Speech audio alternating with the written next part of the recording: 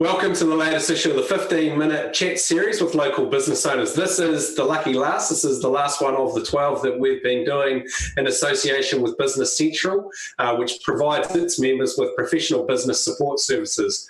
Today, I'm fortunate to meet up with Levi Armstrong. He's the co-founder of Patu, which is a movement to get people more active and feeling really good about themselves. And he's gone on to create the Meke Meter, which is an online measuring tool of your overall well-being. And he's also just about to launch Dominus, which is a mobile gym that was built and that's going to be also hopefully popping up all over New Zealand into the future. So kia ora, Levi, welcome. Great to have you on today. Kia ora, Damon. Cheers. Hey, we're in level 2, so we're sort of allowed to get out and about now, but what did you crave most during lockdown? Oh, I craved the gym, actually, weights. I was, miss doing the weights. I haven't spent so much time away from the gym, but finding alternatives. Done a lot of running, so I craved a lot of running, actually, and actually didn't crave any takeaways, so it was good, actually a positive lockdown for myself. So feeling nice, fit and healthy. Oh, hopefully, yeah. I dropped about 5 kgs in the lockdown, so it was good. Oh, wow. Most people I've talked to put on 5 plus. There was a lot of baking going on. Hey, now what sort of technology, software have you been relying on or using during lockdown?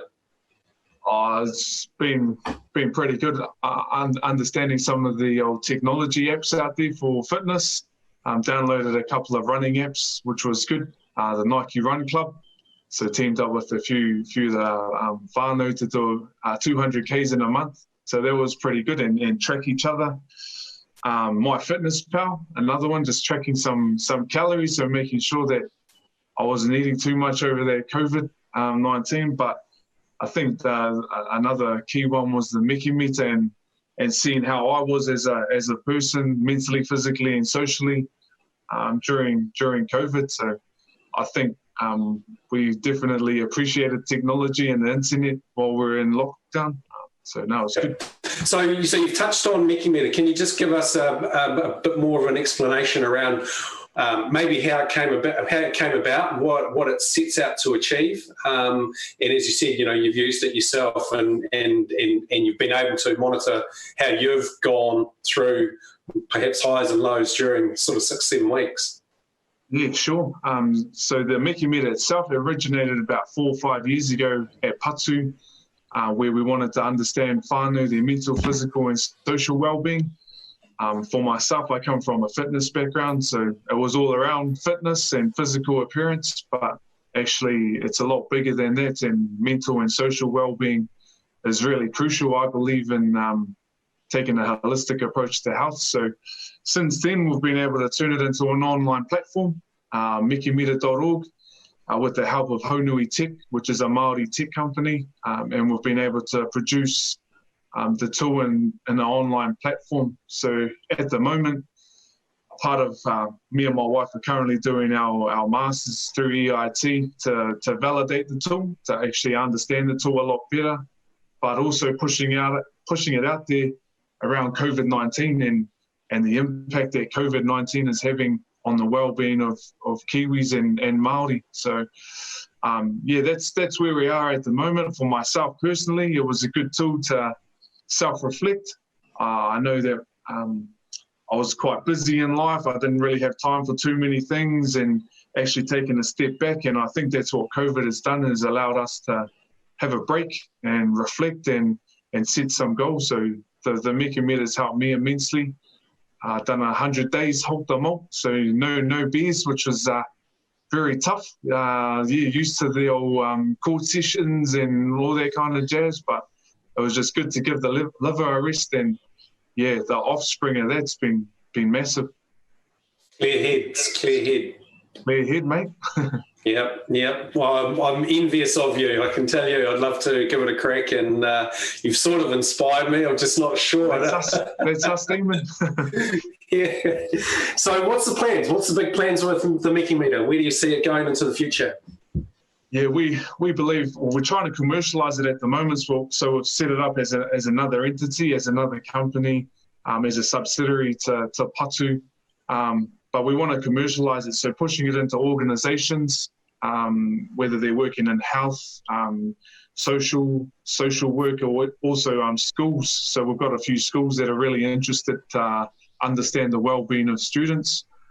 But for an organization, it's really good to understand whether or not your program is having an impact in the community and whether or not it's impacting the lives of that person. And yeah, it's been really good insight. I know that in terms of funding, government funding, it's all around impact and how you can produce that impact. So yeah, it's got a lot of legs, got a lot of arms and legs at the moment. And I think at the moment, we're really keen to just get our masters done out of the way. Me and my wife, we got 4 kids. So it's, we've got a Meke Meter for each of our kids too, so we can better understand how they are and how they're operating and how we can work to each other's strengths and weaknesses. But I think post-COVID, it's going to be really important around mental health. We're currently looking at some research that's been done in Christchurch post-earthquake and the well-being of the Christchurch population, and they actually had to bring in quite a lot of mental services into the city. So that's been really good to capture. But also the financial crisis and high unemployment for Māori post-financial crisis. So that type of data has been great insights to push forward and seeing how we can perhaps come up with some interventions post-COVID to support our communities. It's interesting, where Hawke's Bay has been hit by COVID, but it's also been hit by a drought, and it's a significant or a severe drought. And, we are worried about those people in the primary sector, our farmers as well. Mm-hmm. And, you can see that a tool like this would be it would have been, if we'd had this in place 3-4 months ago for farmers, we would trigger or see the points of where their pain, where their pressure points are and stuff, and be able to have those interventions. I suppose that's the outcome or the benefit of what the Meke Meter will be able to provide.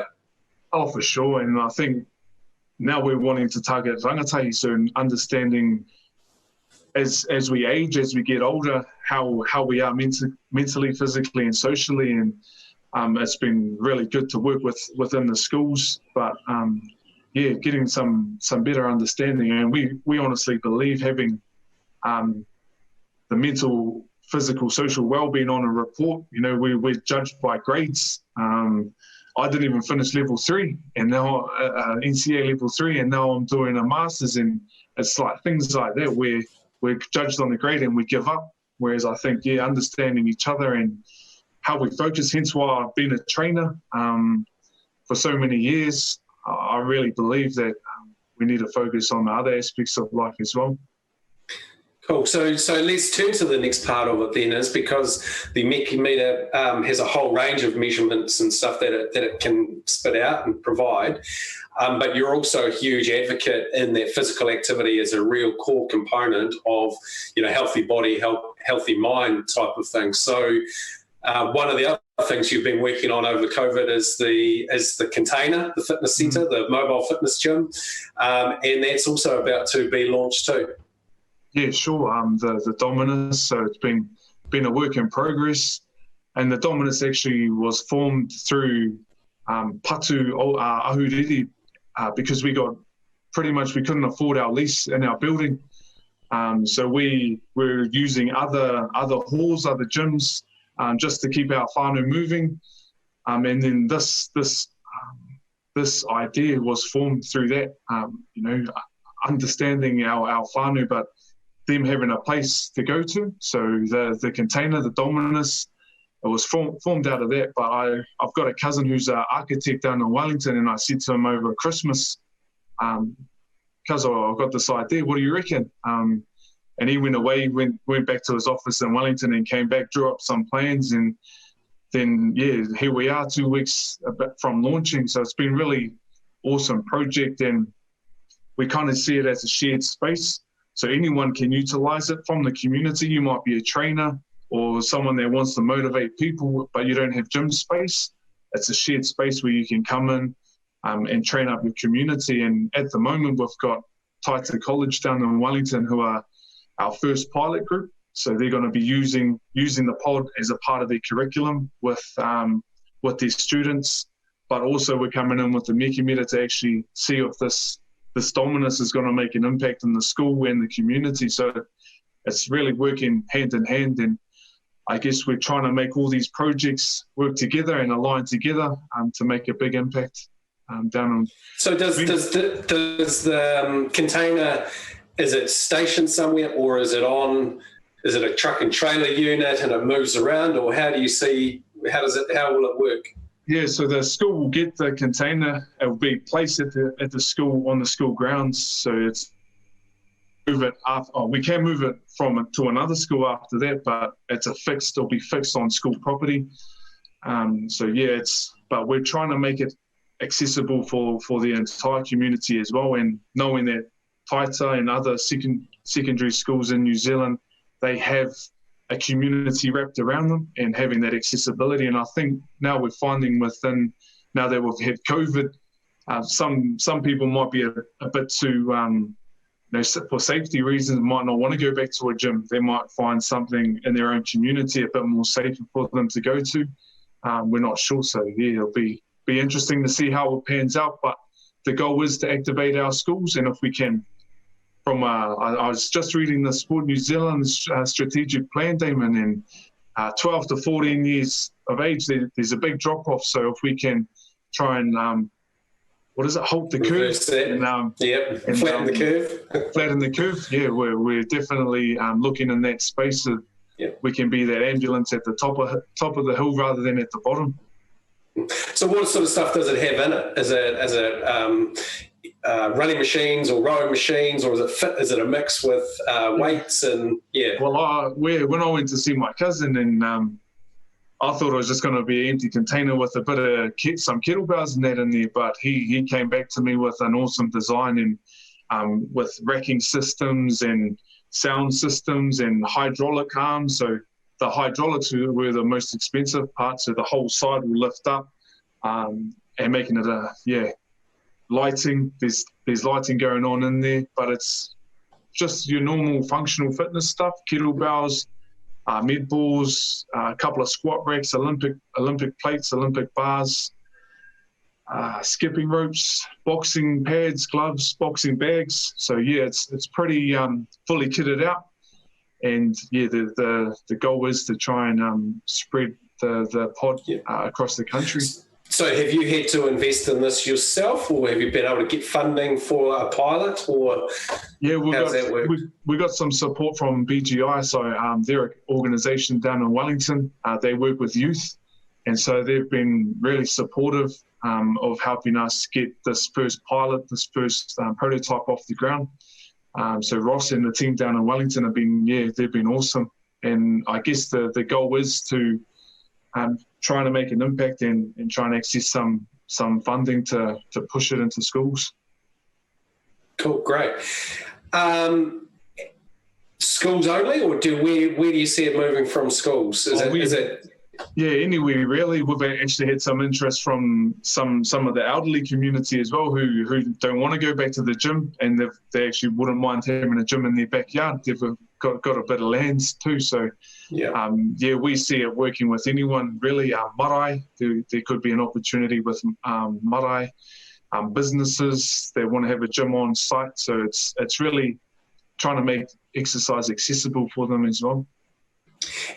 And while you're there, they have the ability to do the Meke Meter sort of measurements and stuff at the same time? Yep, that's right. We are hoping to actually design a fully functional app that allows the people to book into a class through a trainer. So I think in the fitness industry, a lot of people, we look at qualifications and trainers have to be qualified, but I know heaps of mates that don't have the paperwork but are awesome motivators, and it's an opportunity for them to say, hey, I want to be a micro entrepreneur. I might run a class down at the pod on a Saturday morning and earn $100 and get some people fit. So it's almost like your Uber, where you get anyone can be a driver if they've got a car and a license, and they're making a bit of cash on the side. So that's where we want to end up anyway. Cool. So, we've gone through the last 7 weeks and the highs and lows, and your Meke Meter on yourself will show that. How are you really optimistic about the future? Do you still see, that it's really positive and we're going to move forward and everything's going, eventually is going to be great again?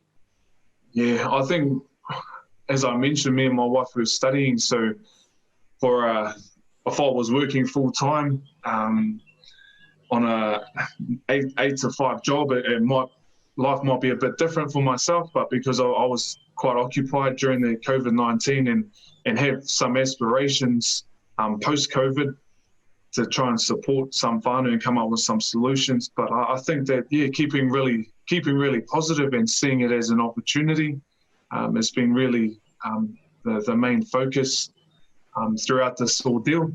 But the study and the research has really highlighted some key areas that we can focus on, and hopefully we can share and disseminate some of this information back to key stakeholders like the likes of Sport Hawke's and a few other local regional groups that are doing some good stuff in the communities. And hopefully we can pick everyone's ahua up there, they're living, their mental, physical, social well-being. Yeah. Cool. Hey, Levi, it's been awesome catching up with you today and getting insight into the further development of Meke Meter and the exciting stuff around Dominus. So wish you all the best into the future. And go hard. Awesome. Cheers, Damon. Thanks very much, mate. Yeah, have a good day. Great.